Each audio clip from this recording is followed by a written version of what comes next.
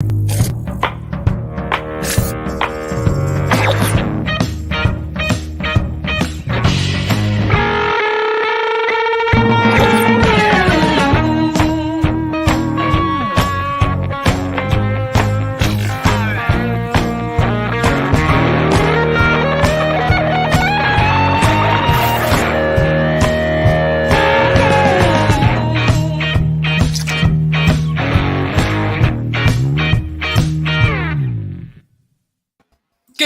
evening, November Foxtrot. Evening. How we doing? How are we doing? All right, good. How is everyone? Not too shabby. All good. How are you? Yeah, all right. Apart from either I'm going deaf or my headphones are broken. Yeah, well, my daughter got my laptop and turned everything down to like 30%. Oh, here we go. I thought we'd not come live or something for a minute. Hi, Philip. G'day, Phil. Just all, there you go. all slowly trickling in. Trickling in. Trickling in. It's a lovely word, isn't it? Hi, John. Just been alerted on my phone that we've gone live. Thank you, phone. Are we live? My phone is currently there looking at me. So hi, Les. How I have are we? to admit, everyone's camera's looking a bit pucker, isn't it? Lance has got some incredible lighting going on. He has. I watched videos and I bought. Well, that's my new green screen. But it's not green screen. It's the same green screen. Lance is doing a stand-up feature. I brought a mood light from Homebase. Look at my mood light. Oh. It's a Verve design lamp. What is that? Hi, Rich. Hi, James. Hi, Marky Mark. I watched it on the YouTubes. YouTubes. Right there. It's good. It's the links that we're going to try and improve the quality. To make myself look less shit. Less shit. although I think you've nicked Mike's then you'll be wearing broadband, Lance? I don't know. I don't think broadband. I don't know what it is. I think it's No, I can hear you crystally. I just choose to ignore you because most of the time it's all bollocks. Oh, okay. My camera has to be Wi-Fi connected. For some reason, I can't USB connect through this Epoch Cam software. It's only allowing me to do Wi-Fi. So although the laptop's hardwired through Ethernet, the camera's linked via Wi-Fi to the. It's all way above my pay grade, mate. Well, I've noticed that you've obviously paid for the software now because you've lost the watermark. Yeah. Yes. Oh, yeah. Do you know what? I hadn't even noticed that. Yeah. So I upgraded. So I invested £6.99. I had a chat with the wife. She allowed it out of the budget for the month. So that's good. Yeah, that's good. I've managed to get rid of my watermark. Right, on the show this week, we are going to be talking about prepping for winter and getting your kit ready. So in the meantime, let's do a Pew's News. I take my gun and I go, pew, pew, pew, pew. News. We've had some interesting news this week. So after the show last week, it appears that there is a company which gets involved in Facebook groups, hijacks their logos, sets them up as their own T-shirt brand, and then starts trying to sell said T-shirts to the members of that community group under the pretense that it's merch for the group. Yeah. So for those of you that were on Facebook earlier last week or earlier this week, you'd have seen Mike playing a smackdown. Yeah. Yes. We ended up called Steve Mike. We ended up sending the company a cease and desist letter. We actually came up. Well, yes, we is the brand, but we actually came up with a really good way that we could fund the entire podcast for about 3 years, which was to threaten them with an £800 license fee for our logo, and thus by them continuing to basically infringe on our copyright, they would then be automatically agreeing to that license fee, including the legal fees that we would subsequently incur trying to get said license fee from them. But they very hurriedly sent an email back going, no, we aren't, we'll take it down. So Ed, did you actually, what Ed says, hang on. Ed says, wait, you're joking. I actually bought one of those T-shirts. I really hope you didn't. He didn't. Please tell me you didn't. He didn't. I hope not. Silly Gilly. Because you would have been damn quick because Mike was on it like a shot. It's like, it really wound me up. And then we had another person never join. To cross Mr. Fraser. Oh no, then we had another person join the wasn't Facebook page, who then started doing the same thing. So they just started getting loud, abusive messages, and at one point, a picture of my ass. Oh, that's fucking grown up of you, isn't it? Yeah. Well, I'll be on a t-shirt next. I'd sent the professional. You can just poke the corner into the old tea towel holder in the cupboard. Just pop that in there. Yeah. Beautiful. I did all the legal stuff, the proper legal stuff with the proper company, but then all the individuals that started trying to spam the group, unfortunately, I just lost my temper with. So there's a fun fact: if you get me annoyed, you get a picture of my ass. Yeah, I know what puts us up to this. We've got me and Lance. We've just got pictures all of his ass. Every room laminated. Every room. There's actually meant to be two pictures of asses on the lamps behind Lance. I've got one actually outside my house on my front door, so when I put my key in, give a little twist. And I've got a large one which goes around the cat flap, so the cat runs into Mike's arse as well. In other news, we had an email from a chap called Des, who has a YouTube channel, I believe, on YouTube. He says, I'm a complete beginner to the airsoft world, being convinced by my son to do it. I'm ex-forces and an avid outdoorsman. I've started listening to your podcast, first episode. I listened to was the hard routine, which I really enjoyed. I know you spoke of the heaters for fuel, and I find them very hit and miss. But may I suggest the Flexi Stove? It's a great windshield, flexible and compact, and I actually use it in conjunction with an alcohol stove, which I make and sell. Stove. Sorry. In my stove. I'll go down to the woods with my stove. I get to say this in an English accent instead of having to put some stupid accent on. It's quite a concealed option as a cook system. Great podcast. Kind regards, Des. So, Des, big shout out to you. Thank you very much. It's your best. I wanted to share with you guys this Flexi Stove. Stop saying. I keep saying Bosch. Big John. Bosch. Yeah, I've got to stop saying it.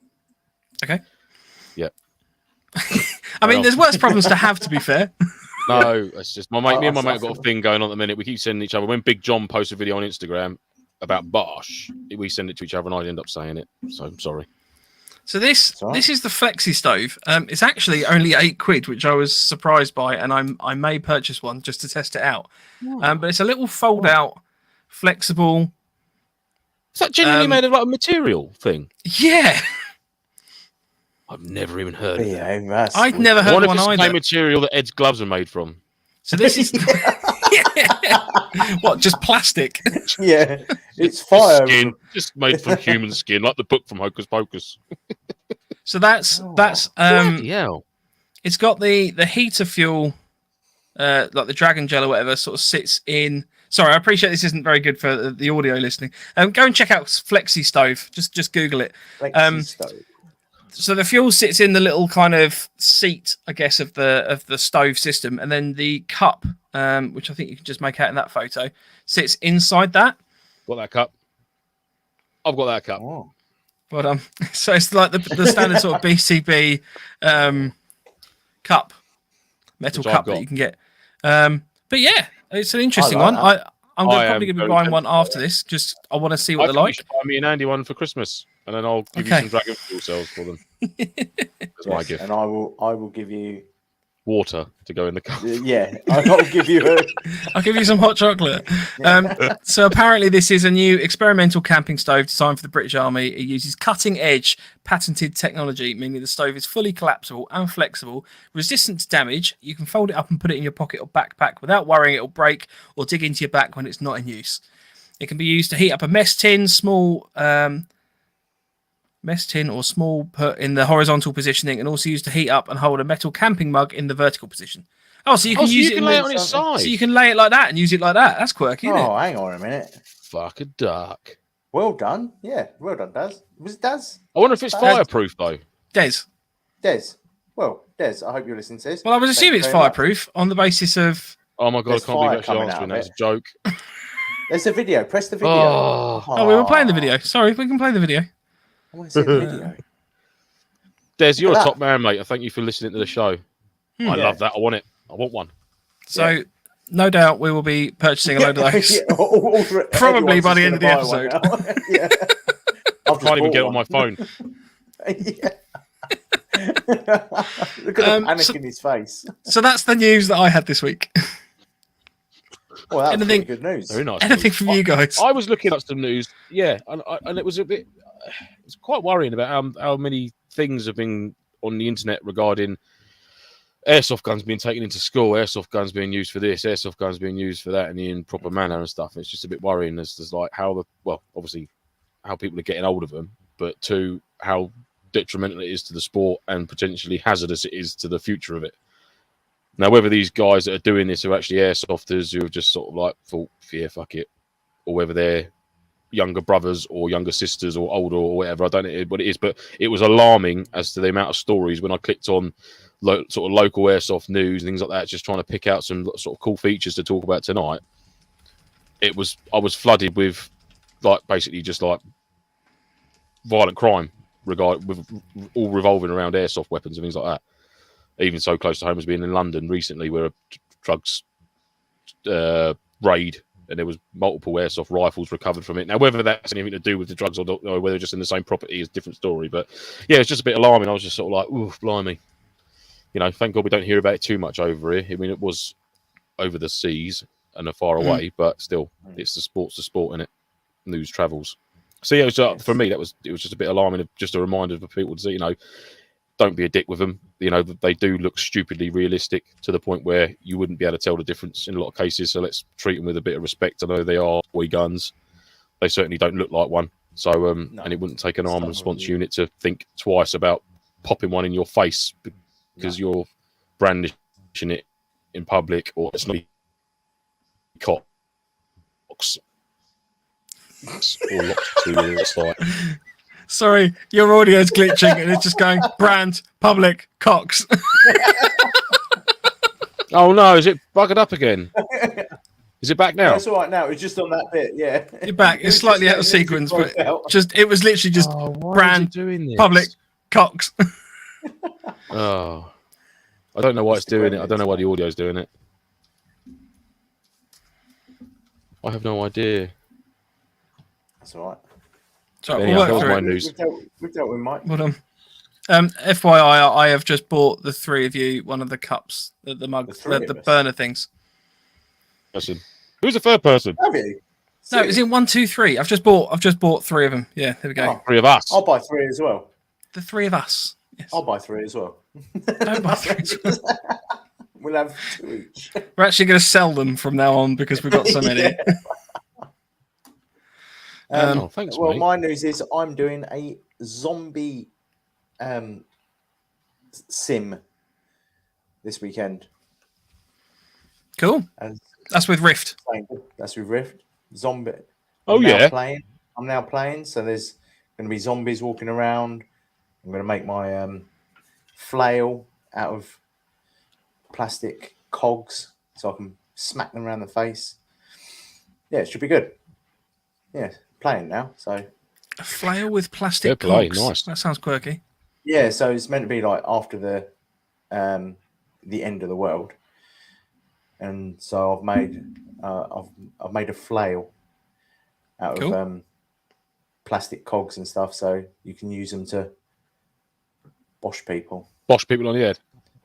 Yeah, bosh people. Bosh! On the head. I've said it again. Shit. Stop saying bosh. No more boshes. No more boshes until next week now. Boshes have been used up.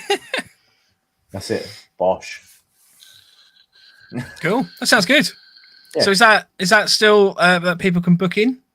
I think I would say if you wanted to book in, there's probably going to be a few openings Friday because it might be a bit drizzly and you get a few cancellations. But a bit of wet zombie-age. Yeah, a bit wet zombie. Pussies. But yeah.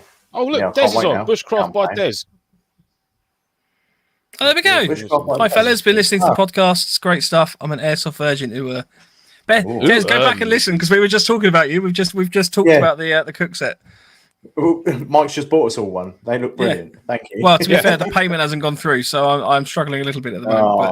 But I will have one ordered very, very soon. what was I going to say? There's a couple comments come in. So, Marky Mark, Pew's News. I bought a new plate carrier. It's cool. Oh, what'd you get? What'd you get? Yeah, you like that. Les says, why does Andy look bigger than his screen? Because I'm hench. He's buff as fuck. Like Next question. I nearly said it. I nearly crossed it. I went. Because I got super Bosh. zoom. I can really freak people out by doing this now. That is really creepy. That's very much like The Office. Kenny got us Bundeswehr gas mask. Nice. Bundeswehr? I don't know how it's pronounced. Ed says, oh, wait, no, it was Airsoftology that other podcaster follow. Sorry, I got you confused. Oh, what, Ed? Steve Carter, Evening Mofos. Kenny says, bitches. What's up, bitches? Mr. Allison, how you doing? Yeah. Cool. Marky Mark got a Warrior Assault Recon plate carrier. Oh, tidy. Lovely. Fair play, mate. Yes. Very nice bits of kit. So, we like. And Paulus Wales says, spoiler alert, Andy turns up to the wrong address and it's a goth birthday party, which quickly goes wrong. Done that before. And it was not a goth birthday party. No, it was not. Trust me, it was not. That'd have been all right. It's the word of the evening. Well, I haven't got any reviews to go through. Thanks, you lot. Appreciate it. If you'd like to leave a review, you can do so on Apple Podcasts or on Facebook.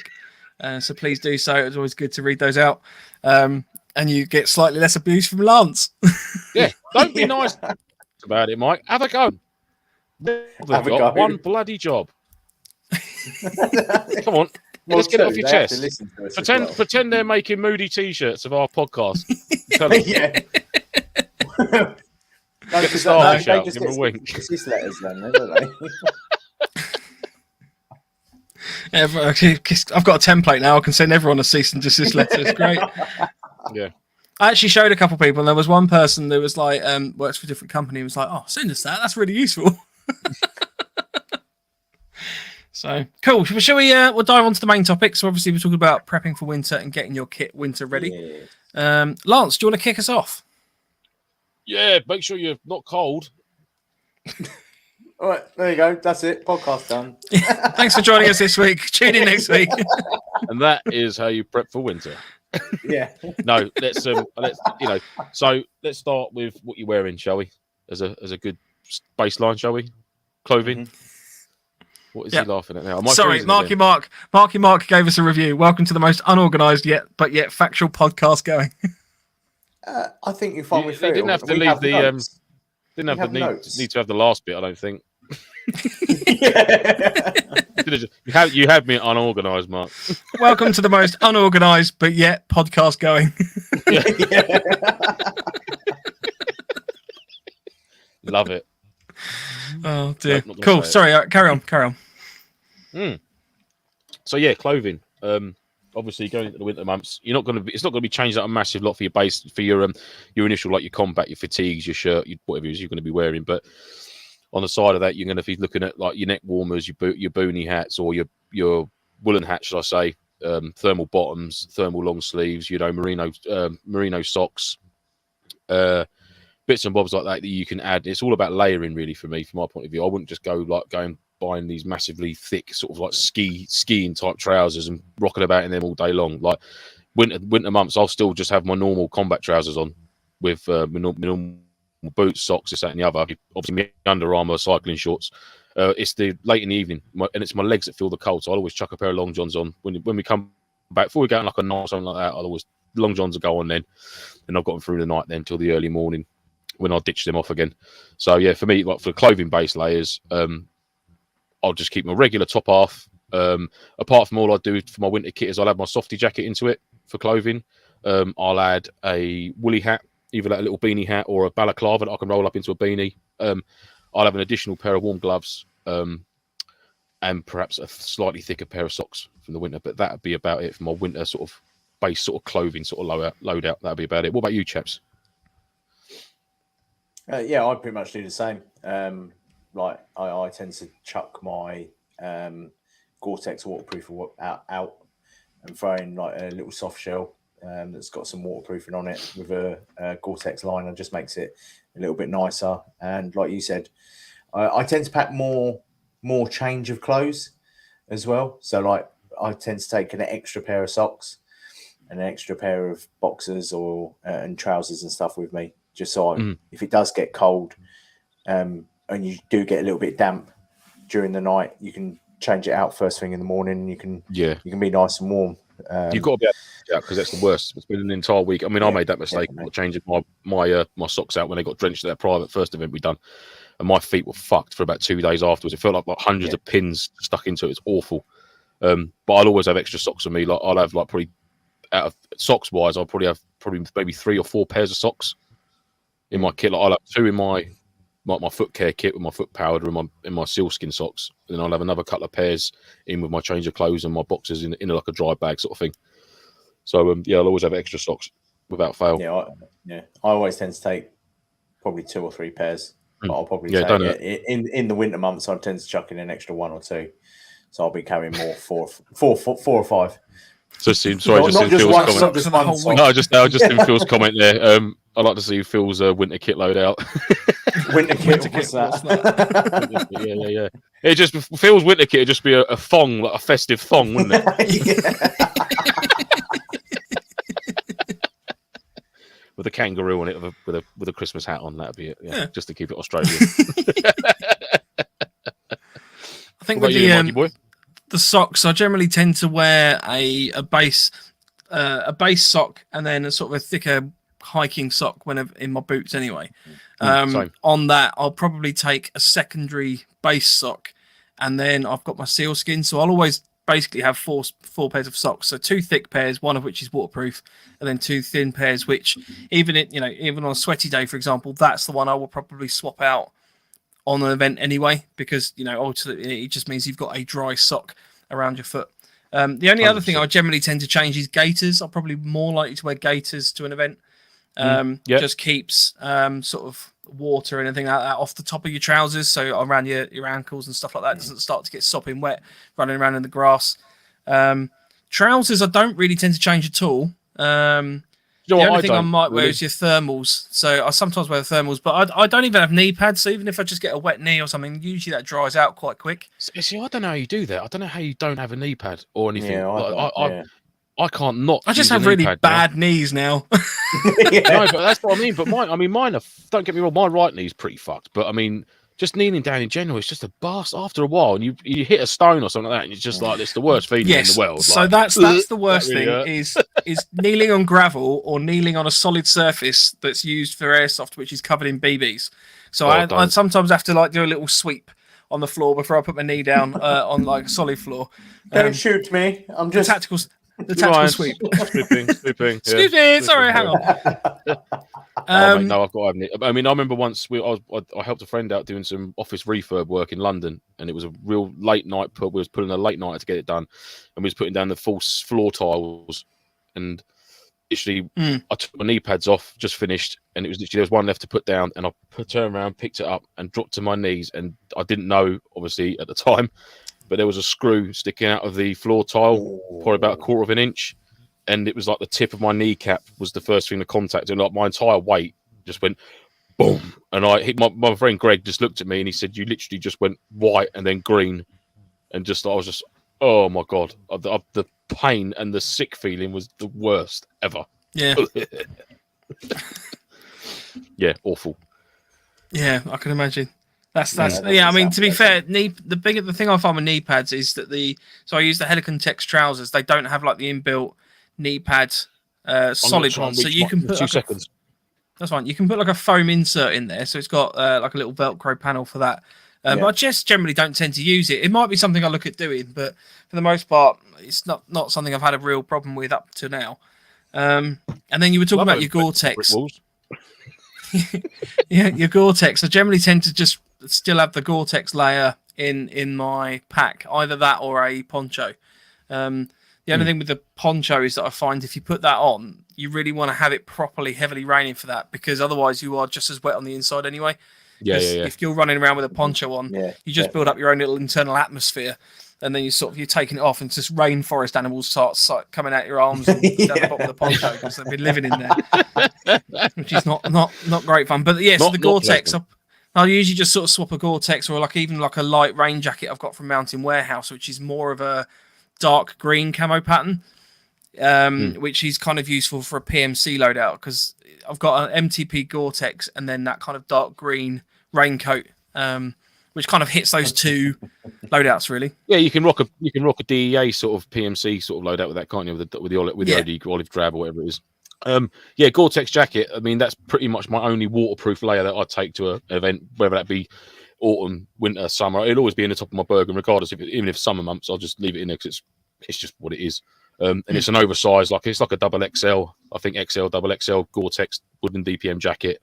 And you can literally just chuck it on over the top of your plate carrier, just leave it undone at the front, and it keeps the majority of the rain off you, especially like shoulders and your back and that. Kit's going to get wet anyhow, but if it can shield you a bit, that's the best thing. What I was going to show you, mate, was this is what I use for when I'm wearing my Woodland DPM trousers. So these actually go underneath the trouser. So they're made by Body Pro X. I think I've got them on Amazon for their inline skate, but they are wicked, really good. They don't slip around or anything. They don't. Do you know what? It almost adds a bit of support because it's elasticated. It almost adds a bit of support to your leg as well around your knee area. And I've had these for about a year and a half now. So I've been to quite a few events and used these. Absolutely brilliant. They've literally saved my knees massively. Yeah. Compared to check those out. I always run just inbuilt knee pads. I mean, I've got built-in ones on my MTP trousers and on my Coyote Town ones for my PMC rolls, but I haven't got any Woodland DPM sort of knee pads, if you like. So I thought, I'll get these and give them a go. I must admit, they're starting to go ever so slightly in the middle, so you might have to add a tiny little bit of foam to the middle bit there. But I mean, on the whole, they've been really bloody good, really good. And if you get two of them, you can just rock one on the right-hand side or whatever you're more prone to kneeling on. So I never really wear both of them. You just put the one on the right. So that's what I mean, kneeling knee, if you like. But yeah, I do recommend them. Truth be told, I don't generally tend to spend too much time on my knees at an airsoft event anyway. You do. No, for the most part, on all honesty, I'm either usually standing or completely belt buckled to the ground. Which, when it's wet, I'm just going to get wet anyway. Mike's a purist. I'm only firing if I'm in the prone position. Regardless. Even if I'm going up a staircase. Down's the more fun. Yeah. It was part of that Russian training program where they're sliding down the stairs. No, the best one was when they kicked the door in and ran into the room and the bloke's rifle got wedged and he flipped over the top of it. Literally just wedged in the door frame with this massive rifle. That was the Americans, wasn't it? That one. I remember that from somewhere. I'm just saving a photo down. Phil has just sent us a picture on Facebook. I'm just just getting that ready to go because it's quite entertaining. It's his Christmas loadout, or winter loadout. Winter loadout. Phil's winter loadout. Yeah. Are we going to be jealous of him just like a sun-kissed backdrop of the beach and a Barbie on the go? Yeah. Not quite. But Are we going to get thrown off the air for this? Possibly. The only one I wanted to mention, clothing-wise as well, was do you guys generally tend to change your headwear at all? Depending on the conditions, i.e. cold and wet? I tend to run a cap unless I'm running night vision, and then I'll throw my helmet on, so that doesn't really change. The only thing that I might just a boonie and a beanie hat for the winter. Yeah, I might throw a beanie in the back, so if I'm having a little kip or get a few minutes rest. But I tend to. That's half of it as well. Like if I get 5-10 minutes to myself, like where you get to sit down and rest and things like that, then that's normally when I either make sure that I really, really don't get wet, because I'm happy to run around and get soaking wet if it's pissing down with rain and I can't stop for 10 minutes to take off all my gear and throw a waterproof on. I'd rather run around, get soaking wet, and then when I get back to camp that evening, change out on my wet clothes. I do it that way.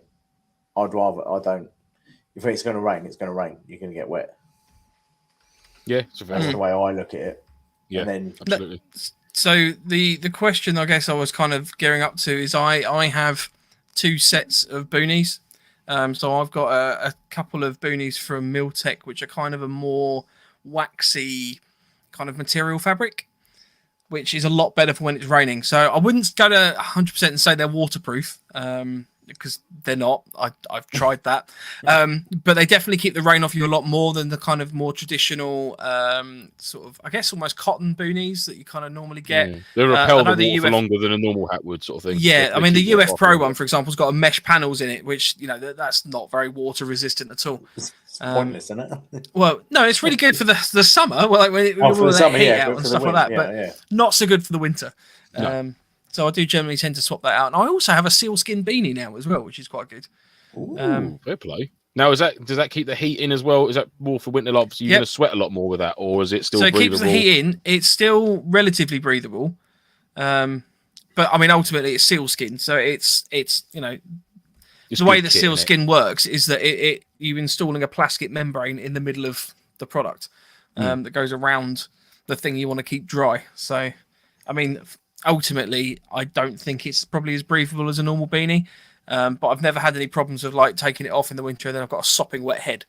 Because again, that's counterintuitive for the benefit of the product then. So This is it exactly. So it's like cheap waterproofs, you know. By the time you put them on and sweated your ass off in them, you might as well have just got rained on for 10 minutes because you're probably wetter, and you're actually wetter on the inside, which is going to take even longer to dry. It's a bastard. It's horrible. So yeah, sometimes you're weighing up your options as one of them. Yeah, I mean that leads us on nicely to well with obviously the layering options with your kit. You know, don't not be chucking all your kit on in one go if it's going to be cold. You know, it's that old phrase, isn't it? Cold and bold. So, you know, start off, if you do need to apply another layer or so, do it then. You know, don't chuck it all on and just start sweating out because it's awful. We had that at the SEO event. So I know Danny, I know it was Danny. I can't remember who else. David, myself. I can't remember if Tell did it or not, but we all put our Gore-Tex jackets on because it was pissing it down and we were just about to go on patrol. So put the Gore-Tex jackets on, you know, a little bit rustly, but it wasn't too bad. And then within like 20 minutes, when we'd stopped up at the village and you were having a chat with Les, or sorry, Helmet or whatever his name was, we were all like hurriedly trying to take the jackets off, sort of staying on point because it was just so warm at that point. So 100%, 100%. Yeah. Do you want to see I've forgotten his name. Phil. Sorry, mate. Phil. Yeah, Phil. Do you want to see Phil's winter loadout? I want to see Phil's winter loadout. There we go. There he is. Like, he must have been absolutely baking in that.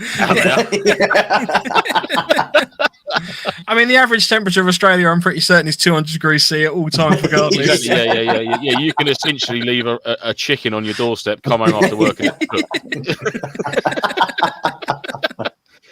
fair play, mate. Cool. Nice. That's a Like nice the leg loadout. holster. Yeah, breaks up the red a little bit. Yeah, fair play. Yeah. Nice. So the gel blaster, then, that just essentially just looks like an airsoft rifle, doesn't it, really? I'm guessing that's a gel blaster. Yeah, I mean, I do want to have a chat with Phil about potentially getting him on an episode if we can, because it would be cool to learn more about gel blasters. But as far as I'm aware, they are basically a BB gun, but they just fire the little gel balls that explode on impact. Yeah, fair play. So like mini paintballs. Yeah. But not with no paint. But with no paint. Yeah, what is it? Is it like just a clear sort of silicone gel? It's like a little silicon type thing, which to me is really bad for the environment. Like throwing silicon. It must be like a biodegradable sort of thick vegetable oily type thing. It's got to be, I'd have thought, wouldn't it? Or I don't know. Oh well, Phil, come on. Where's the info? Yeah. Well, no. If he gives the info now, then there's no. We'll have him on later. Before we just dive into setups and the like, Des says merino wool is definitely a go-to. Yes. Gore-Tex gear is great stuff. I have the Swedish M90 from Tega. Mind you, they are like rocking horse shit to get hold of. Yeah, I can imagine, mate. He also says, I've got to have them knee pads. I use Revolution racewear trousers. And he also uses a sealskins hat for running. Proper keeps my head warm even when it's wet. Fair play. Nice, yeah. Paulus Wales says, saw someone on exercise with one of those multicam waterproof boleros, which fits really well with a plate carrier. I think I was just Googling that. I think that's one of these setups that kind of is just the top of your shoulders. Oh, is that, we saw that before, isn't it? Like a jacket, and it's just got it open for your plate carrier to get access to. I think so. You have to bear with me. I'll try and find the chest cut out. Yes. Yeah, so it's like one of the the upper body ones that kind of sit over the top of the plate carrier, and it's got the hood attached. Like a Viper hood, but a Gore-Tex like waterproof one, pretty much. Yeah. Good play. I bet that's more breathable. Obviously, it's more. Of course, it's going to be more breathable. It's only a quarter of a fucking jacket, isn't it? Yeah. It's got to be a lot more breathable. I mean, I guess from a protecting you from the rain perspective, I don't know how efficient that's going to be because obviously your head and shoulders will be fine, but everything else. What about your knees and toes? Exactly. I was going to make a dandruff joke, but I'm glad you went with that one. Well, I don't know, because if you're wearing a plate carrier, like if you're wearing a chest rig, then yeah, what's the point? Basically, your tits are going to get wet. But if you're wearing Wet a tits, plate all right carrier, by me. your plate carrier covers the rest of your body. Boom. Doesn't it? Well, it doesn't cover the lower panel below your arms, does it? Or your armpits. I feel science coming on. The side area.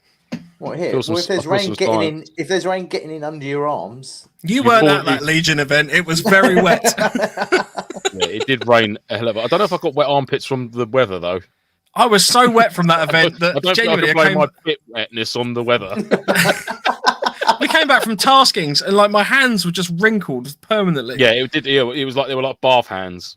Yeah, it was a nightmare. It was good fun, but it was very very wet as an event. Yeah, it was brilliant. John McLaughlin says kneel on a stone and then you do a tactical side roll. Well, I just do a tactical scream and cry and then a little bit sick in my mouth where it's hurt so much. A few extra blinds at that stone as well. Fucking bastard. Ed says take Kenny to Airsoft. He's my BB sweeper. Fair play, nice. So, I knew there was a use for him. Paulus Wales, those knee pads look good. Tied with the trousers with them built in, and they look alley, but never sit right for me. That's the problem I've always had with knee pads is you get the external ones and they just flop all over the place. You end up around your knee or around the wrong way, or you're running along and things start moving because it doesn't quite fit your leg. The pair I've got at the moment, I was going to see if I could find. I might have to dig out for next episode. They're quite good. They're quite a beefy setup in terms of the connections and stuff. But that's one of the reasons I've just never got on with knee pads is that when you kneel down, they're just never in the right place. So either the inbuilt ones or whatever tends to sort of move around or it'd be very handy. I need to put my hands on the desk. You're getting all dad hands again, aren't you? I mean, I've got the Viper trousers, and I've never had a problem with them. I've got the Gen 1s and I've got the Gen 2 ones now, and I've given up trying to contact that dude in China, Wang, whatever his name was. So I'm just sticking with what I've got. But they've been perfect. Do you know what I mean? I've never had a problem with the knee pad shifting, and they're like the push. Like I said, they've got the pouches on the front where you just click them sort of into. It's got like the hard plastic shell on it. So I've never had a problem with them. Good as gold. I use these Tactical UK World Store. I've mentioned them a few times. Yes. I'm not sponsored by them at all. I need to say that, but they're cracking company, and you can actually choose your leg size as well, which you don't really get to. No, so you can actually in most airsoft or tactical trousers, you don't actually get. You get fat, skinny, tiny, baby. Is the way I look at it in sizes. That was my nickname at school, fat, skinny, tiny baby. But also as well, in the top pocket on the legs, you can also adjust them as well. So yes, I got that. Okay. Cord. So even if you can't find short ass measurement, which is what I am, which they do, you can still pull them up so they stay on your knees the entire time. And then if they sit a little bit inside for the chubbier people, then you can pull them around using the Velcro tabs at the back. It's all about setup. Nice. Yeah. Getting them squared away before you go out. Exactly. Yeah. Something I'm finding interesting, and I'm probably going to upset Lance with this comment, so bear with me. I'm finding military surplus kit to not necessarily be as good as slightly cheaper or more expensive equivalent kit that's designed for camouflage use and the like, and sort of to the proper spec. But it's an interesting one. So, for example, my Gore-Tex jacket, my MTP Gore-Tex jacket, British military, is not quite as good as my Mountain Warehouse, the one I was talking about earlier, like the little lightweight. I can scrunch it up a lot more than the Mountain Warehouse one than the Gore-Tex jacket. And there's just a few things I'm starting to notice, which are, because I've always been a firm believer in like the military kit. You know, it's been tested, it's been used. People, you know, have lived and died in it. You know, it's hard wearing and it works. But there are potentially better options out there, and I think that probably just comes down to 100%. There's better stuff out there. Yeah. I mean, you won't find many like serving chaps with all their kit being issued kit. They'd have gone exactly. They'd have gone to JJ's, they'd have gone to Dragon Supplies and bought loads of their own shit, loads of it. Like when my brother-in-law demobbed the stuff that he was like, "There's my issued stuff. This is all the stuff that I brought. Into this warehouse. Come with me. Look at this. Look at these shelves."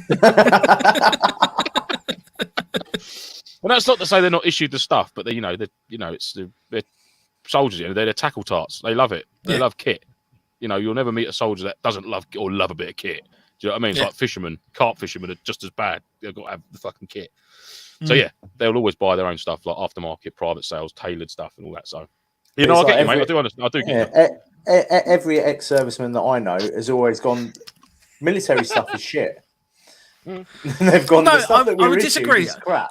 It's not all shit, because I mean a lot of the stuff that we obviously use for events and stuff. I appreciate that it's a massive difference in terms of what we do to what the serving forces and that do, and the hats off to them. Obviously they put the kit through a lot more of its paces than we do. But what the things that we use some of this stuff for is fine, and you get it cheap and it's great, etc.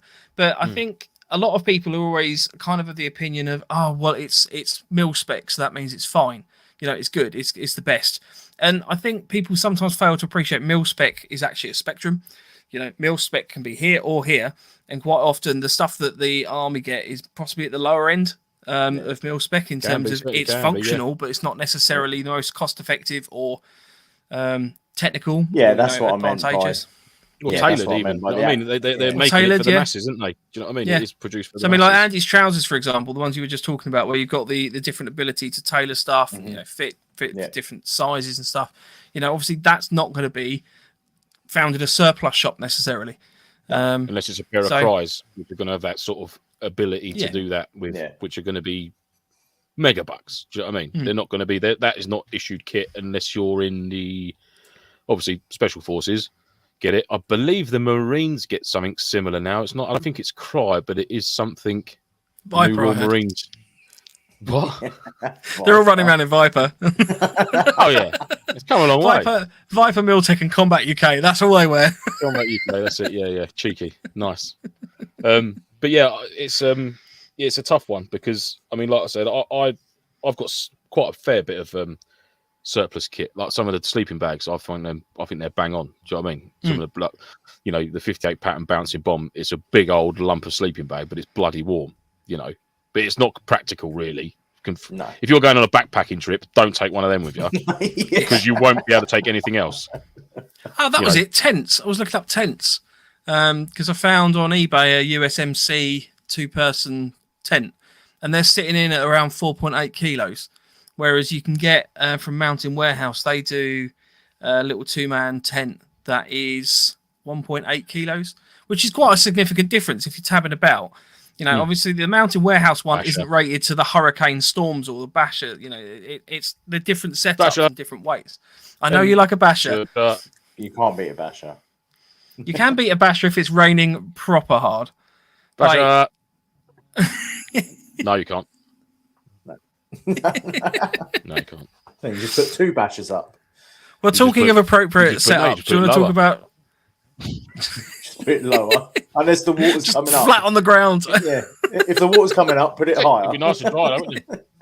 While you're in your tent, it's going sideways in the wind, and I'm just a low profile Basher. It's fine. It's fine. Absolutely fine. Talking of appropriate setup, should we go into shelters, sleepings, and cooking systems? Shelters and sleepings, yes, absolutely. Yeah. So shelters, I mean, winter months for me doesn't change. It does change. That's a lie. It's all event dependent, really. I mean, let's take hard cover and buildings and out of the equation because that is what it is. You're going to be in hard cover. However, your sleep system will still be very much similar to being outdoors because you could be on a cold concrete floor in hard cover, so you're not going to get rained on, but you'll still need to take the insulation and that into account for your sleep setup. But shelter-wise, for me, I mean, it will be a Basher all day long. But if we are in an area we're going to set up and we're not going to get bumped, or we're going to get bumped, but you're not going to have to move location, then winter months, I'd be very inclined to take my Dutch Army tent, just because it's a lovely thick material. It's really warm. It's relatively waterproof. Worst case scenario, if it does completely start pounding down with rain, I can just sling my basher over it because I've got my basher with me all the time. Yep. You know, if you get a 2-man tent, which is crap, and then it starts leaking, but you've only got a 2-man tent, that's it. It's a 2-man tent that leaks. You can't do nothing with it. But if you've got your basher, you can do anything with your basher. Oh yeah, I hands down always have a basher because worst case you could even just use it as just guys all grab a corner and at least you've got something to sit under if you need to. Yeah, that's exactly that, mate. You can pile your bags up, sling one over it, and just peg the 4 corners down and go, and then come back and worry about it later on. You know your burgers are going to be dry underneath your basher. That's what I'm going to say. Basher, Bosher, basher. Yeah, my sleeping kit doesn't really change. I still Your shelter kit, mate. that. Sorry. Yeah, there's still hammock if possible. If not, basher and bivvy bag with me thermal lining, like my thermal mat. Yeah, nice. Yeah, my Dutch one. Absolutely. Yes, I don't know if they're still available in preppers. Mike got a bad one. Mike's one leaked. Mine doesn't. Mine's lovely. Yeah, I had a slightly moody one on that. Well, not moody, but I had a slightly bad one on that. It might have been a moody one. I don't know. It definitely doesn't stay as inflated as it should do. And that was, funnily enough, I was actually looking at the Thermarest XL Neon Air type thing as like a replacement because they're like 190 quid, aren't they? Something like that. They're substantially more money. Yeah, but they're lovely. But they are pretty pucker. Yeah. So that was going to be my alternative. I was looking at, and then they came back in stock, and I was like, 25 quid, 130. The trouble is, the thing that I'm reluctant to is, one, I think that's really fucking expensive for a mattress, basically, that you're going to sleep on a dirty, horrible flooring. And 2, I can sort of relatively comfortably sleep on a normal foam pad and sort of rough it for a weekend. Do you mean? So I don't. So don't get me wrong. I know I can sleep with a lesser thing. Yeah.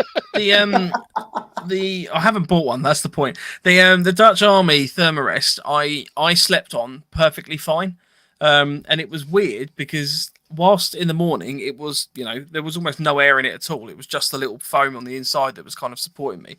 It was still a comfortable night's sleep, so I wouldn't complain from that perspective. But obviously you buy the self-inflating mattresses with the theory that it gives you a little bit more comfort than just a foam pad. So yeah, they're good kits, good bits of kit. I'm a huge advocate for the self-inflating sleep mat for that very reason that Mike's just said, that if you just got one that's an inflating mattress with no foam in it, if it bursts, then you've essentially just got a flat sheet of plastic on the floor. Whereas if you've got a self-inflating mat that's got the foam in it, if it does get a rip or a tear in it, you've still got that foam. It's not going to be a great deal. It's going to be sort of 20 mils worth of foam, or if that. But it's still going to be something. You're still going to have some sort of give there. There's going to be a little bit of give for you. So yeah, I'm a huge advocate of self-inflating roll mats all day long. Yeah, and the roll mat, I mean, we've covered this kind of in a sleep system before, but the roll mat and your base layers are very important when it comes to sleeping, because ultimately, your insulation from the ground, even more so when you're in a hammock, the insulation that you've got underneath you, you need to make sure it's proper pucker, because everyone focuses on the layer above you, but ultimately your contact with the ground is what sucks out a lot of heat as well. So it's important to make sure you get that right. Go and check out our sleep systems. If we cover that in quite a lot of detail. Yeah, I mean, sleep system wise for the winter months, my sleep paddles stay the same comfort. Some depends if again it's event dependent. If we're doing one where we can get sort of bumped, I'll take Aunt Fantry's sleep mat with me, my German infantry roll mat, which sort of folds into a block, which sits nicely in the Bergen, rather than it rolling up. It just actually sort of like concertina down into a little block, which is cool. I've used that. It's not the most comfiest in the world, but it does the job nicely. And I'd use that sort of like summer months, winter months if we're going to get bumped. And then with that to coincide with that, I'll have for the winter. I'd have my Snug Pack Base Camp Extreme main DOS bag. I'd have either my Whoopee blanket, which I've currently got it in there at the moment, and a cotton. So I've got a British Army Arctic cotton liner. So what I do is I put my Whoopee, I tile the tie-offs off on the Whoopee, make it into a sleeping bag, so I leave one end untied so you can climb into it, and I'll put that inside the cotton liner, inside my Snug Pack Base Camp Extreme. That then all goes into my bivvy bag, and that's sort of like pretty much my sleep system, aside from my Mylar, very thin Mylar blanket, which is like a durable one. It's not like a rescue blanket. It's actually like a proper Mylar sleep pad. And that always comes with me because that's just a wicked bit of kit that just reflects that heat back up into your DOS bag, rather than it just escaping down into the ground. It's like Mike said, adding them little layers. So I've got my Aunt Fantry's ground mat, my Mylar, I've got my bivy bag, I've got my main DOS bag, I've got my Arctic liner, and then I've got my Whoopee, and then I've got me. So I've got like 5 layers between my back, and then you've got my t-shirt on top of that if I've got a t-shirt on. So you've got potentially 5-6 layers between you and the ground, which is what you're after, really. Yeah. 100%, especially for the winter months, because it will get proper cold when you're laying on forest floors and stuff like that. Yeah. So yeah, always bear that in mind. Even with the mild winter that we've had so far, and mild autumn, you lie on that ground for long enough, it'll still suck the energy out of you, the heat out of it, mate. Yeah, and that's why I love the modular ability of it all. The way I've built my setup, if you like, is very similar to a lot of other people's, I can imagine, but I can add and take things away as and when I need it. Like summertime, I could remove 4 of those layers and just have a Whoopee blanket. And that'll be it, or a jungle bag. Do you know what I mean? And it would just, and then obviously increase it as and when it's required, rather than buying the ultimate Arctic sleeping bag, which you can sleep naked in -40 without any shelter or anything like that. But you can't use that in the summer because you will boil. You can't use it in the spring. You'll boil. You can only use that in the Arctic, which is never going to happen over here. I've got to admit, it is quite nice at night.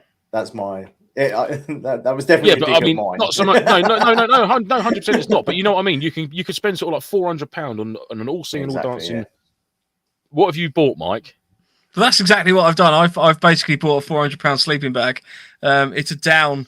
It goes up to -30, but it collapses down to the equivalent of this foam panel that I've got here. It's so space efficient on that front. But I don't use it as a sleeping bag. So, well, no, I do. Hang on.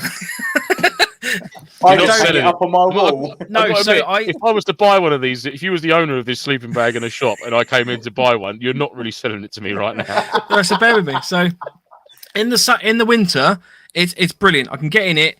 As long as it's not wet, you're fine, because down does not cope with being wet at all. So you definitely need to hang on. So you definitely need to have a proper bivy bag or something like that around it. You can't have something that's going to leak, because otherwise you're just going to fuck yourself over. In the summer, I will still use the same sleeping bag, but what I generally tend to use is more of a blanket. So I'll lay on the floor and then just put the sleeping bag. I'll just open up the whole thing and just use it like a duvet almost. And that keeps you fine. So again, in a bivy bag or anything like that, I'm not necessarily fully encapsulated.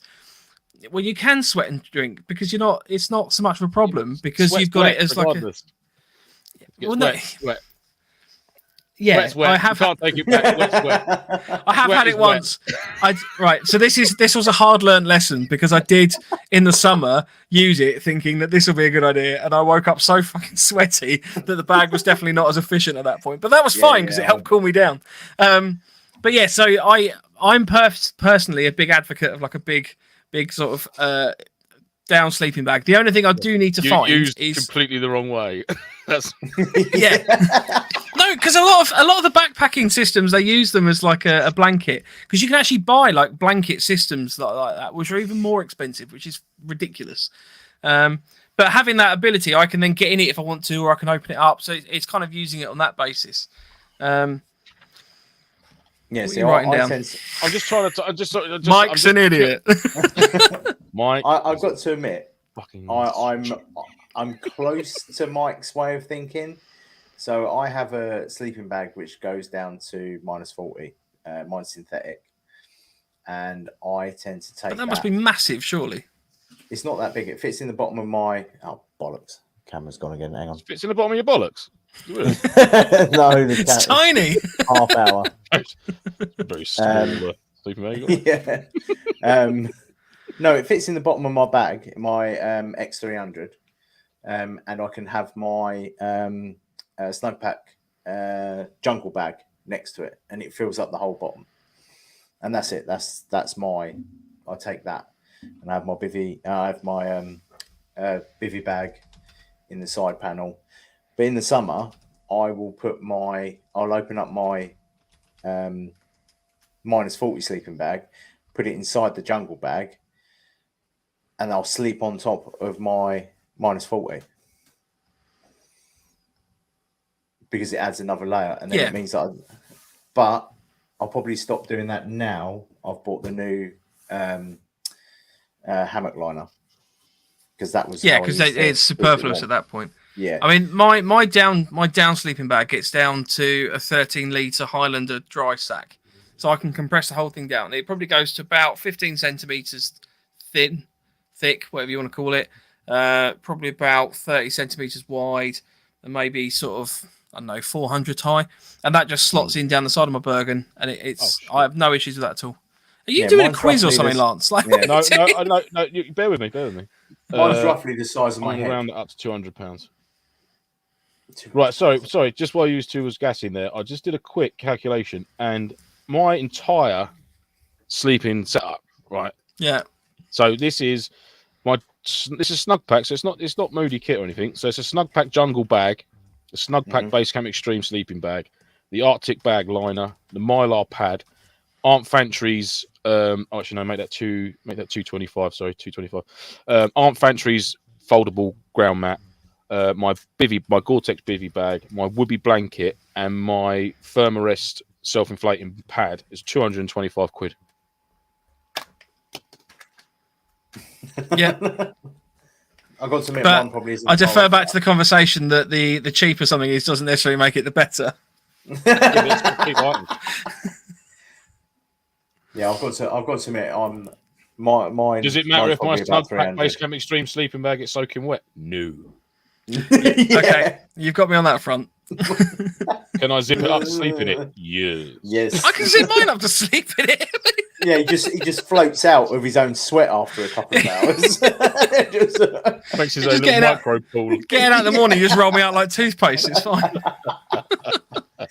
Yeah, no, I get it. It's different options for whatever. It's personal preference, isn't it? And we've said that a lot. It's whatever floats your boat and whatever you're comfortable with. If it makes you comfortable and makes your experience better, then crack on. Yeah, the thing I always had snug pack sleeping bags, but the thing I always found was just the space constraints. It takes up so much of your Bergen, you've got no space in the rest of it. You know, unless you've got everything hanging off the side of your Bergen, you end up with your sleeping bag. The big bouncing bombs takes up probably a good third of the internal pouch of your Bergen. Buy a bigger bag. Yeah. I mean, prior to during the week, we were doing obviously winter kit stuff tonight, and what I did was I actually packed my Bergen, having like winter, cold weather, and wet conditions in mind, and in my main compartment, so the guts of the Bergen, is I've got the British Army short back 120 litre with a rocket pouch on the side. I got my sleep system, all my dry kit, my spare socks, my foot care kit, all that other stuff. So the only thing that's not in the main part of my pack is my rations and water and a bit of ammo. Everything else is packed in my Bergen and my day sack, and I managed to get my day sack in there. So it's doable. You just got to do it properly. But and the main thing with that is if you get a sleeping bag and a stuff sack, just get rid of the stuff sack straight away, because it's ridiculous. You're trying to get a cylinder into a bag, you're not going to use up all this area of the bag. You've got to. But that's look at the bags episode for that one. Do you want to talk about protecting kits? So we obviously just briefly touched on dry bags. Again, massively important. I've got go on. Props for this one. Oh, cheeky millets purchase. Lovely. Lovely. It was last week. Got them myself, sir. Got them ones myself, sir. 2 for £10 it was, and I was like, do you know what? I'm going to buy a load. So I bought 8. Yeah, I think I got mine a couple of years back, and there was you got green, yellow, red, and blue. I think it was for half price. I think I bought 2 packs. I think it was like 45 quid or something. It turned out to be for the 2 sets, so I got double of each. But the big blue ones, they're like rocket pouch sizes, aren't they? They're quite good. They're to line your rocket pouches out. So that's got my full hammock set up in that now. Yeah, nice. So that's perfect. And then what I do is with a Sharpie pen, that handle you're holding on, I just label that with a Sharpie. Oh, see. I've got them all color coded. Like I've blue for hammock. Yeah, blue for hammock, red for food. Green, I guess that. Green for ammo. What's funny about that? It's blue for hammock. It's completely arbitrary blue for hammock. As long as you're not colourblind, you're all right. Yeah. It's international. God damn it! Blue. I go to get in my hammock and I just keep getting my food out. Oh! Just laid on all my rations. It's not working. But size matters. This is rubbish. They do a big 100-litre black one now. Which I was what liner? That's yeah. That's going to be your main bag. Yeah, obviously I've got the main bag liner as well in my Bergen. That's a must. Either that or a big heavy duty rubble sack. One of the two. Yeah, don't get anything too slippery. I've found with that one. So if you're going to line the inside of your Bergen, I've got an internal Bergen liner which is, I don't know what material it's made out of. It's almost like Teflon though, in that it doesn't grip to itself at all. So you're trying to get stuff in and out of it, and it's just the whole thing's just flexing all over the place. It could almost be like stitched in. It's all jazz hands again. That's like the new bashers, though. The new issue British Army bashers are like, it's like trying to roll a slug up. It's fucking a nightmare. Because you'll get to a point and it'll go poof, and be like, not again. Oh. I mean, they're good because they're waterproof. Yeah. They're waterproof. They work. They're turbo waterproof. Just, mate. You won't just trying to put anything in it. And then you're like, oh, I just want to get something out of the bag, and then you open the bag and you've got all these bit folds of material all over the place. You're like, oh, I just want the. Yeah.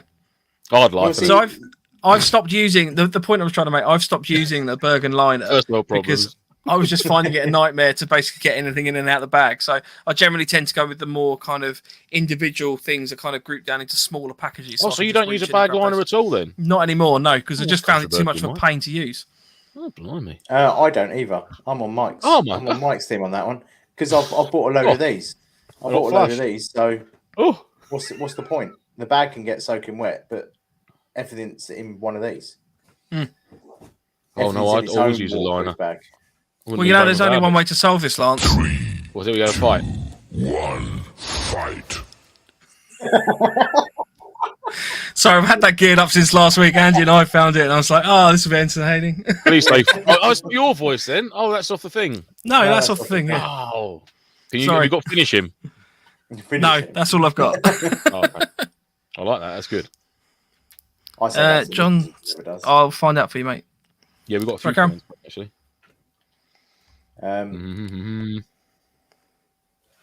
Also, to go through comments, I've got a few starred up in the comments. You don't have to have a bag liner. You could have an outer waterproof bag as well. I've got, funnily enough, I actually got one of those from Pepper's shop this week. Yeah, I have one built into me, into the X300. It's got its own little one that you pop out and you throw over, and it's waterproof. Which I was well chuffed. I was like, oh, an extra pocket for me to use. Hang on, it's already full. Oh, you didn't know you got it with it? No, I was like, brilliant when you find stuff in it. I was like, is that attached to the bag? So it's attached by two clips, so you can actually you can detach it, and you can throw it over, but you can detach it if you wanted to kind of like put it underneath. That makes sense. So you could have it on the ground with your bag sitting inside it, which I thought was pretty cool. Or pull it out of your bag, just pull it over you, just sit against your bag and have it as like yeah. Oh, mate. But it's the only annoying thing is it's a multicam bag, and it's a tan. DPM cover. Yeah, no, it's a tan, a fluorescent orange cover. Yeah, they thought this one through, didn't they? I was like, what did you do? Run out? What'd you run out? Multicam, pricks. Fuck's sake. Even that, they had a shit ton of Coyote Tan to use up. What can we do with it? I know. We put a fucking bag. The multicam's not actually waterproof. Use the stuff that is. Right, there's a whole load of comments that have caught up, so I'm just going to run through some of these quickly. Les said you can't beat a Dutch Army tent. Go on, the Les. So, yeah. Basha! They are good. I have just done a little bit of research, and for comparison, a Dutch Army tent weighs 7.4 kilos. Well, mine doesn't. Mine weighs 6, because I measured it last week on mid scales. Oh, did you? So Interweb is wrong. No, that's fine. What's the pole? Fair enough. I've lost the poll. I thought you meant like a poll. Like, I thought you meant like you'd done a poll on like which tent was heavier. I was like, I didn't lose no poll. I wasn't aware of a poll. My hammock setup is 1.2. Yeah. My backpacking tent, which is the Banshee 300, 600, something like that, is 1.8 for a 3-person tent. So I'm just likening it to, if you wanted a lighter tent setup. Yeah. But it's not in camouflage. All three of us could. All three of us could. I want us to go wild camping at some point. I don't know if we had to get in that with all our kit. No. So I would suggest if we did that, you'd need. Well, we can try it. I'd suggest if you did that, you'd either want to have a basher as a have kit to get store. changed in there as well, though. Yeah, together. Have the basher as the kit store, or you take two tents on that front. No, just one tent. Okay. Just one tent. Kenny says it's made by the cheapest bidder when the tenders go out in terms of military kit and stuff. Oh yeah, so obviously, yeah. It's not always the best. Des Bushcraft says I used to buy loads of gear, especially from the 80s. The kit was shit, to be honest. Yeah, that's it. Yeah. What can you say to that? Fair play. Kenny says I see a pic of Brixmas Patrol camped out next to their Mercedes 4x4 in some 3 hooped tents. Looked like Stratospheres by Snugpack. Anyone know what they're called? I think the Dutch Army bivvy hooped ones, hoop bivvies. They're only a single hip bivvy. They usually call them a Special Forces bivvy bag or something. Yeah, Dutch hoop bivvies. Yeah. Yeah. I don't know about the 3. Oh, it's not called a hobo roll, is it? I'm trying to think now. There's a guy, Simon, a bloke in the woods. He does a wicked video on YouTube. If you're interested in the hoop bivvy bags, he does an actual episode dedicated to the different types of the ones he's got, because he's got a lot of kit and he does really good in-depth reviews on them and talks about them and stuff. And he's another one where he only talks about your mate. I've been tempted for a hoop bivvy. Oh, do you know what I have? And then I haven't. Something sort of niggles at me to say, like, it's just a ball, like just getting into it. I mean, unless it's one of them ones you can access from the side, like the zip uppy, essentially like a low one-man tent, isn't it? Thing. Yeah, you know what I mean. Would it be beneficial? I get it for like the lightweight backpacking and that, but I'm just thinking about you. I wouldn't even say for the lightweight backpacking, because to be honest with you, having a tent that you can sit up in is massively more helpful on that front. The little hoop bivvies, whatever, they're great if you want to proper be low profile and everything like that. But if you're going to go to the effort of taking a tent in that instance, because otherwise you might as well just use a basher for the hooped bivvy. But if you're going to take a tent, then you might as well get a tent with a little bit extra headroom so you can sit up in there, because ultimately you're trying to create some sort of habitable space. Otherwise you can't spend your entire life just laying down. Unless you're dead. Unless you're dead. Yeah. Spend your whole life dead. Des says tarps all the way for that tactical angle. Yeah. And they're more versatile, mate. You can make anything out of them. Yeah. No. Fresh Meat says at SEO I folded my Dutch pad in half and it was great. So nice till I got woken up. Well, shit happens. Yeah. John says, what number is the bag episode, lads? I'm constantly running out of space with my sleeping bag in the Bergen.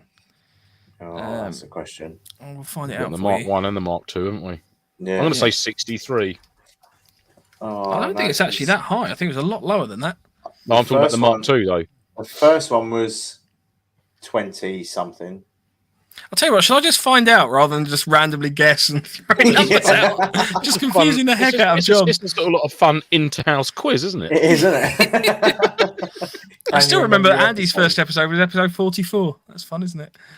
There we go. I'll find out. I'll come back. Bags and Bergens was part 2, was episode 9. Bags and Bergens part 1 was episode 6. We did cover bags a lot more, I think, at a later date, some other bags, but those are kind of the key Bergen ones. Yeah, it might be a packing kit episode. Yeah, I think there was one, wasn't there? Yeah. So yeah, waterproofing kit then. Moving slightly back onto topic. Fab Seal Golds, Fab Seals, the Knitwax stuff, that's quite good. Which I'm still yet to use it, but I've heard very good reports on it for like washing your kit, washing your schmuck jacket in your washing machine. I think it's a cap for the old Knitwax and bits and bobs. Knitwax. That's how I use that a lot. But yeah, Fab Seal for me with the old weed killing pressurized bottles. Do the tents, do the Bergen, I do the bivvy bag, I do everything, plate carry, you can do webbing, Fabsil Gold the shit out of all of it. Crack on. Make sure you do it in the summer. Nice and warm day, nice warm sunny day. Give it a good soak in. Let it dry out a few hours. Lovely. That's it. Yeah, get all those winter preps done in the summer months if you can, so you're not worried about it during the winter months. And let stuff dry as well when you put it away. That's a massive difference for when you get it back out dry again. Your gear out. Got to get your kit dry. If you come back with a wet event, it's got to be dried, properly dried. Yeah, definitely. Yeah, I've done that mistake once. I got a tent, threw it in at the end of the weekend. It wasn't even raining. It was just moisture, condensation and stuff that had just built into the tent. Packed it all away, threw it into the back of the van, drove home, left it in the van for a week. Opened the back of the van, was like, "There's a very interesting smell coming from somewhere." Yeah, I opened it up. It was just me. It was my tent. Just, and I was like, "No, that's in the bin. I'll just buy a new one." That's not. Yeah, that was not pleasant. What about you, Andy? Any different water agents that you use on your kit, or is it pretty much the same Fabsil Gold all the way? Bit of dubbing on the boots and. Bit of dubbing on the boots, definitely. Yeah. Well, in the winter I run those, those Solomon Gore-Tex boots that I was talking about before. So I give them a little spray with a bit of Nix Wax, just when I do everything else. But I haven't really had to waterproof them properly within like 10 years. So yeah, they're doing all right. Yeah, no, I literally clear dubbing. On my leather boots and on my Aku Pilgrims, I'm dubbing on them, and I just let it. So I don't even buff it off. I just let it soak in, even though the laces, everything, just blah blah blah blah. Yeah, nice clean off, and then a load of dubbing on there, especially for the winter. Yeah, stop to keep the rot out. All good, all good. Exactly. Yeah, that's all you need to do. Just get them Altberg defenders I've got. I've not leaked at all, and I've worn them in some shit. Well, like when I did the foot care video. I literally had to go to, because I went into a puddle, which was sort of like about an inch from the top of the boot. So the lace is fully submerged in it. And I stood there and I'm thinking, it's literally not even soaking into the boot. Like these are proper waterproof. I literally had to go in the water to like just under my knee so that the boots would fill with water to do the video properly. I was just like, this is fucking stupid. I've been stood there for like 10 minutes. Dog's looking at me like, what are you doing, dickhead? Can we go? I'm like, no, I've got to get my boots wet inside, dog. Come on. To answer your question. Bloody canines. But yeah, they're wicked boots. Yeah, I'm a huge advocate of the old Altberg Defender for a winter boot. Yeah, it's very good, very good, very good. Yeah, it's pretty about it. I'm waterproofing wise. Don't generally tend to do anything else. So the main thing is just make sure stuff dries before you put it away. 100%. There's nothing that deteriorates kit quicker than going away wet and just mold and mildew. And you're effectively creating your own odor surplus at that point. Exactly. So. And get your sleeping bag out. Obviously, once you get back from your event of the weekend, get your bag out, give it a wiggle, hang it up in the loft or something, just air it out, and obviously keep that insulation in. It keeps it all puffed up. Yeah. Don't keep it compressed. Don't leave it in a stuff sack. Don't leave it in your bag. Especially the modern ones. Yeah, especially the synthetics. Get them out, air them out, give them a good shake, and just hang them up somewhere over a raft or up in your in a roof attic space or in the airing cupboard or something, just so they can puff out again till you need it. Because once you start doing, you leave it compressed for ages and it just fucks them after a while. You lose so much insulation out of it. A couple of things I just want to share. Terry's been on. This is his Bolero. This one is made by. I can't remember who he said now. Sorry, I've lost the screen that had it on. Does it cost more because you've only got half? It should cost less, isn't it? I don't think they're cheap. No, it's a niche bit of kit. I've not seen any of them about. I've never seen someone with one. I've only ever seen one like that now. Yeah. Yeah, I can't find it quick enough. He said it was from a company. I can't remember who it was from. There is an alternative brand that you can buy as well, which is Miltech do a tactical Bolero as well, but they're all out of stock from wherever I could find them. Which is basically a very similar product. That one looks more of a Gore-Tex construction. The other one almost looked like just a normal U-back. It's sort of like just trimmed a little bit, which was a little bit different. To be fair, though, that goes down quite low, doesn't it? You got to think if that's I mean, I was just looking at myself. It's going down. It's going down to where the. I was looking at the chest zip pockets as well. It's going to be at least like below your chest, sort of thing, isn't it? So that's the Miltech one. Yeah, but that's got no zip pockets on the front, so that's a very low profile. No, you've got zip pockets on the arm, but that's it. No, That's just basically that's that other one that you showed. That was a lot lower. There was a lot more material on that chest, like your bib area, if you like, compared to that. That one's coming straight from your armpit, straight across your chest. I can see that one working with a plate carrier more than I can the other one. The other one, I can see that working well with webbing, perhaps, because you've got that one obviously comes down a little bit lower, doesn't it? Beneath there, webbing or a chest rig, a low sitting chest rig, perhaps might be better for that one. Because if you've got a plate carrier on with that basically makes those zips null and void, doesn't it? This one's made by Keeler. Oh, Keeler, unless you go over the top of your plate carrier. I wonder if there's zips that go straight in. Because my United States Marine Corps Gore-Tex one has no pockets. All it has is access to inside. Yeah. So you can literally put it over the top of your plate carrier. Put it over the top of your plate carrier, and everything that you need, you just access through zips. So you're staying waterproof, and your kit's staying waterproof.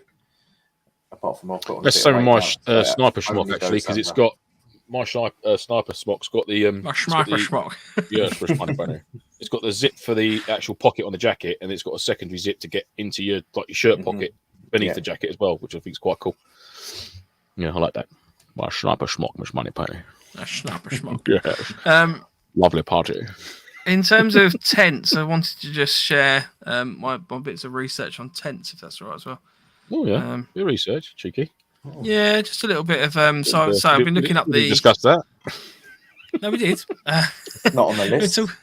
It's not on the list. You're not allowed to do it. You can't just go off researching without telling us. Yeah, I can. So this is the US Marine. This is the US Marine USMC 2-man combat tent. The site that I've been looking at. Eureka! I like the idea of the camouflage pattern over the top, but this is 150 quid. I think this one weighs about 4 kilos as well. I wasn't sure if this was what we were talking about with the hoops, because this is a 3. No, it's a bivvy. It's a low profile coffin-y type 3-hooped bivvy bag. Okay. Yeah, it basically has like one that goes. Look up sort of like one-man stealth shelter, things like that. Oh no, I know what you mean. These are the sort of three hoop tents that I've seen recently. I can just see that being an absolute ball ache to set up though, with all the poles going through it. I mean, they obviously have to come out them poles. They're not sort of sewn in and you just click it shut and it stays as one kit. No, you've got to feed all that through. Yeah, I mean the kit, the whole tent. You've obviously got a bag that it all sits in. You got your pole bag and all of that. It's a proper tent at that point. I must admit, the old pegs look quite tidy with it. I must admit, that's a bit of a welcome change. Yeah, I mean it's quite a nice looking setup, really, in that you've got a back portal on there. You've got your main sort of front door in there. Apparently, it's all blackout material as well, so the thing that goes over the top is be a complete blackout shelter. So I was debating getting that picture. Yeah, I was debating getting one of those, but then if you can sort of compare that to the mountain equipment or mountain warehouse backpacker light tent, which I'll just get up on screen as well. Search history showing up now. Just quickly flick through. For all you audio listeners out there. So this is this is a 2-man. This is very similar to the Banshee 300, to be fair, which is also meant to be a 2-man setup. But you're talking 80 quid at this point, as opposed to 150. And this tent weighs 2 kilos as opposed to the 4. But obviously, isn't going to be as rugged as a tent that's designed for the military. So there's that kind of toss up on. You'd think, yeah. See, but that looks like that's going to be a pain in the arse to put together as well. I mean, don't get me wrong. This one is still.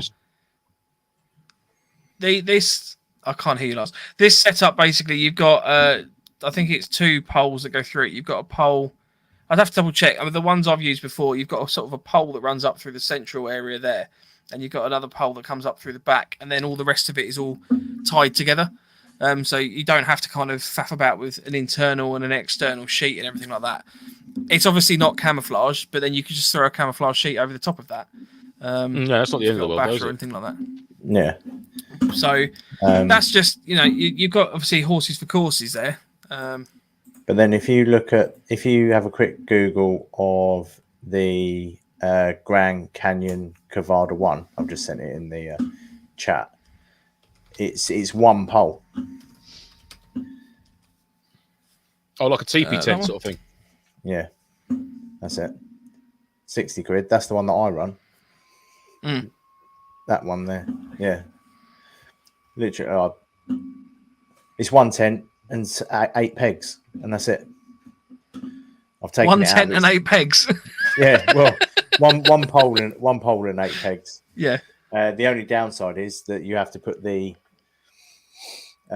fly sheep up first, which is not waterproof.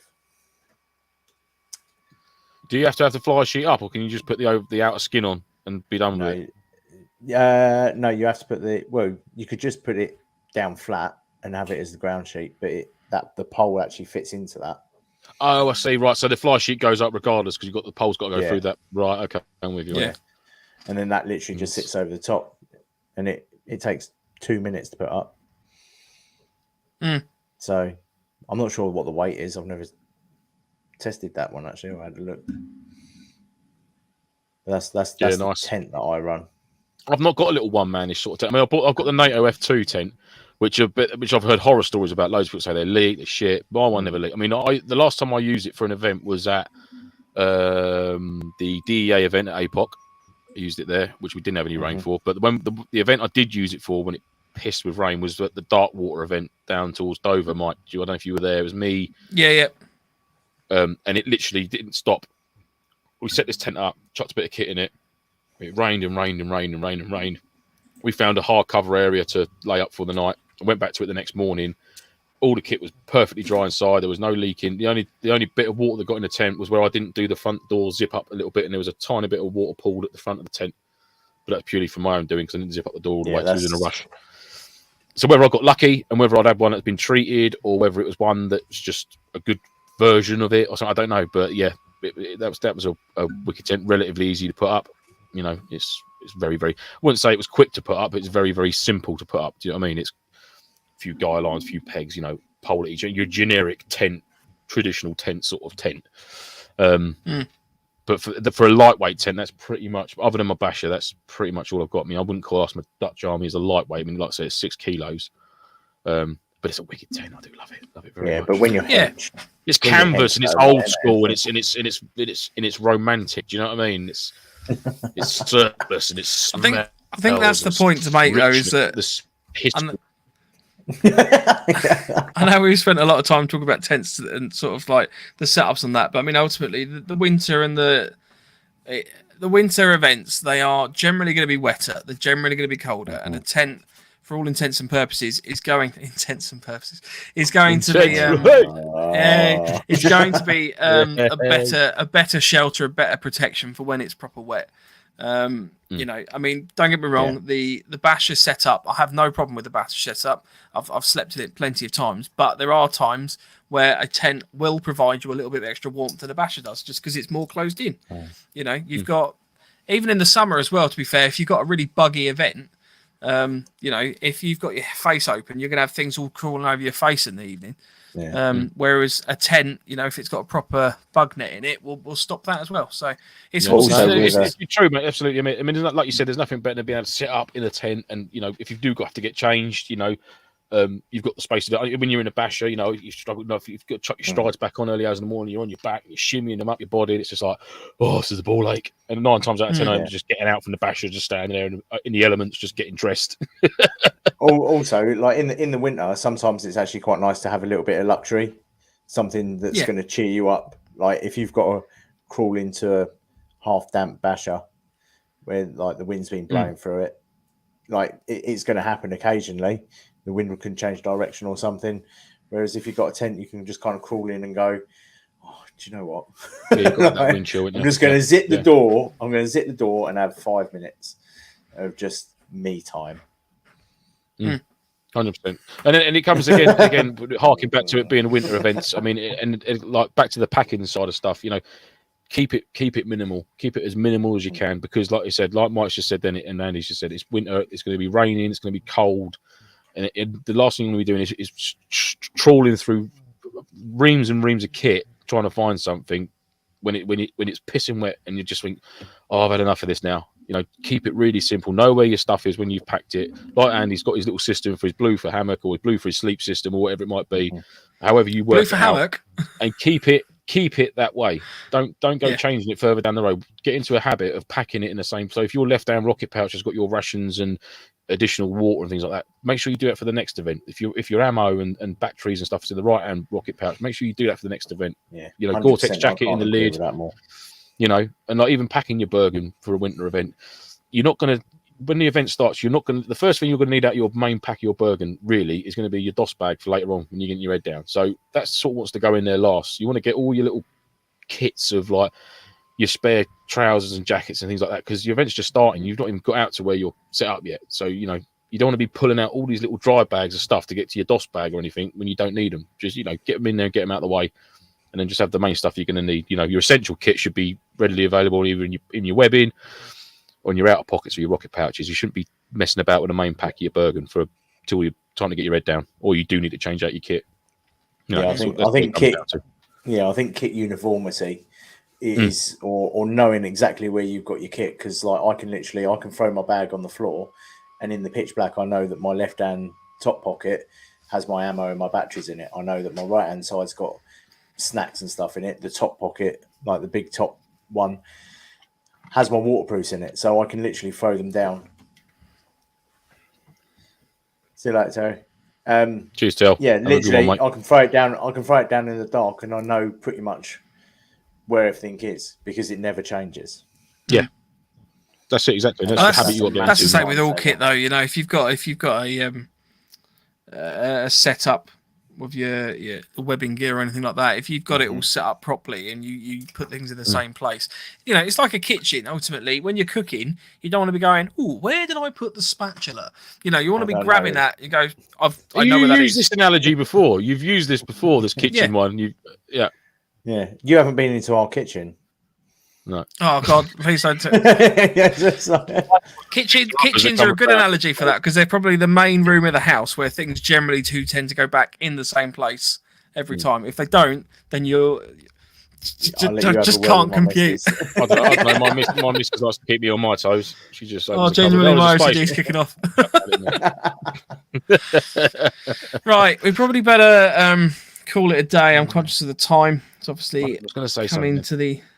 Go on then. Oh yeah, sorry. Yeah, quickly. Just finishing quickly. Yeah. So like with Des there, who's sort of thinking of getting into it and things like that, into airsoft as for skirmishing to start with, I'm guessing, before sort of progressing onto MilSim perhaps or battle sims. Always, you know, try and get yourself into the habit of having a backpack or a Bergen, if you like, and having that for an event rather than relying on big crates of kit and boxes of kit and things like that. If you can sort yourself out for a weekend event in a Bergen, then you're absolutely laughing. If you can get your kit scaled down where you've got your gun bag, you've got either your plate carrier and your shooter's belt, or your webbing set and a chest rig, or whatever it is you're rolling out with as your PLCE, and then you've got a Bergen with your sleep system, cook set, and other bits and bobs in. If you can do that, then you're laughing. You know, when you get to do these events where it's like a film scene and you're stopping in the afternoon, you've got all them luxuries in of chilling out by a barbecue and that. But if you can pack for a routine where you're going to be stomping in with it on your back, like I said, you're absolutely laughing all the way. So concentrate on that. Even with skirmishing, like it on the rare occasion that I do a skirmish now, I'll literally throw all my stuff in my Bergen, and if it can't fit in the Bergen, it doesn't bother going anymore. Do you know what I mean? What's the point? If you don't fit in there, I won't need it for a MilSim, so why should I bring it for a skirmish?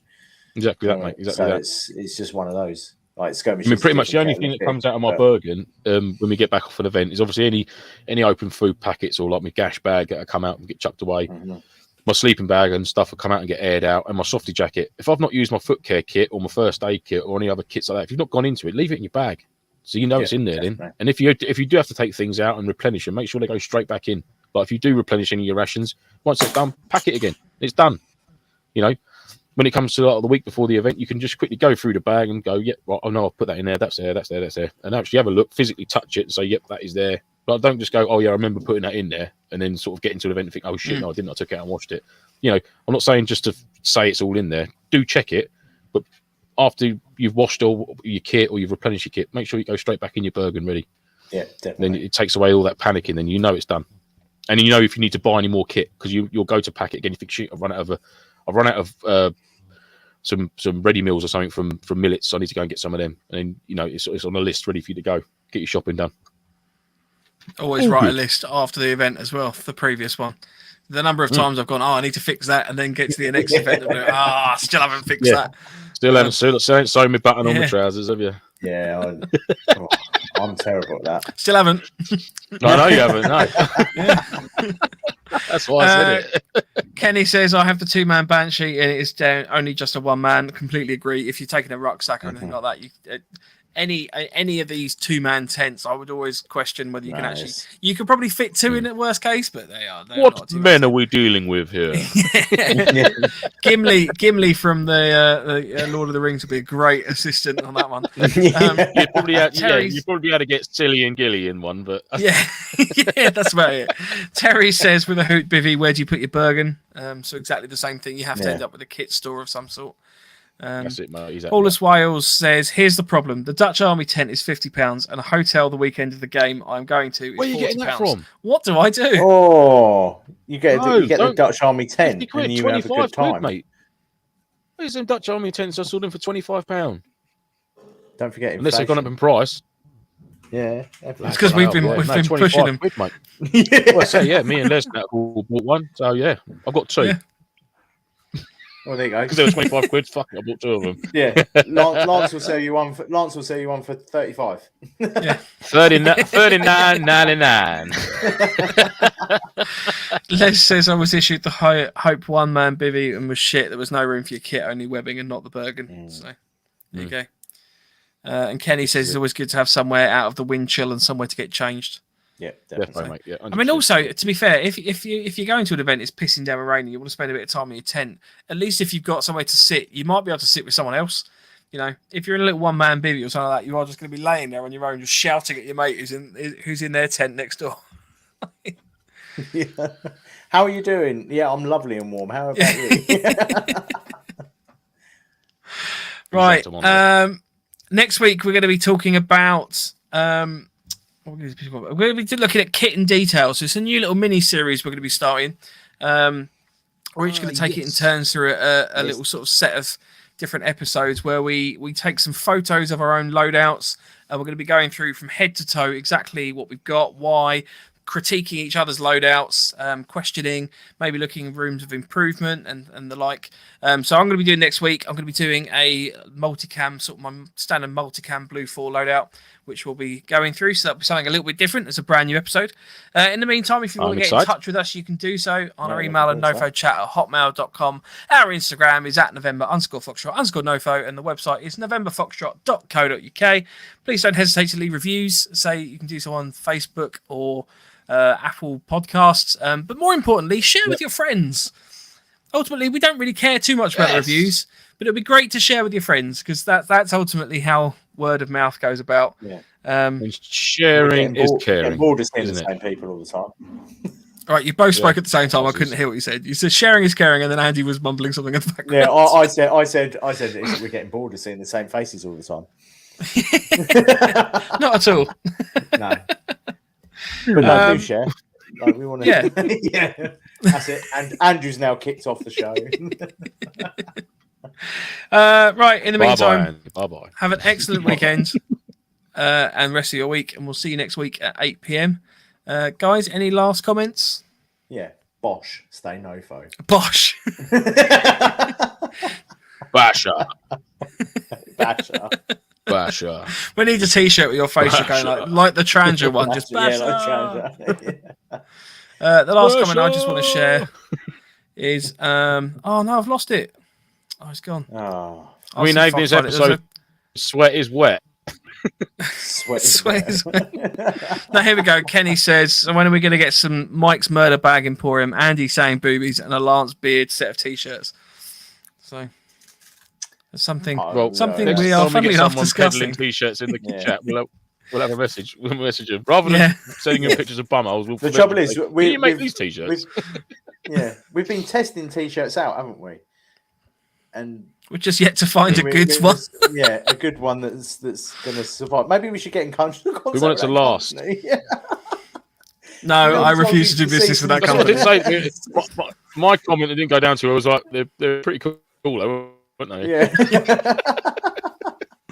See you next week. Have a good one. Say goodbye, guys. Bye, guys. Bye, everybody. Bye, guys. See you later. Stay NoFo. Stay Ciao. NoFo. Ciao. Ciao. Stay NoFo. Ciao.